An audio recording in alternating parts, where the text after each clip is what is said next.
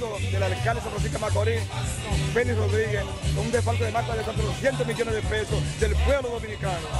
Algún día tiene que hacerse justicia y por eso pues precisamente se montan estas actividades para que sea la justicia la que decida y que se aplique.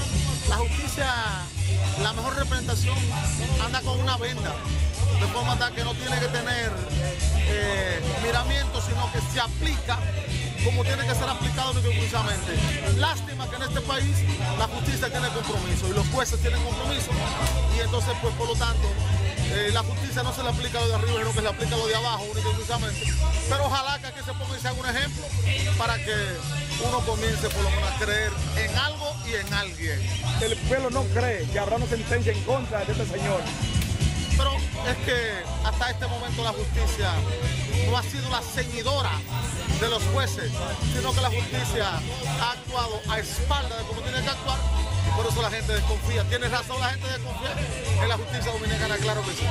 ¿Qué usted cree que le espera al pueblo de San Francisco de Macorís en caso de que este hombre no sea justiciado? La calle, no hay otro camino más que la calle. ¿Habrán protestas? Yo me imagino que si hoy es una protesta pacífica, permanentemente tendrán que seguir demostrando la gente de San Francisco que no se van a quedar con ese palo agachado, sino que saldrán a la calle.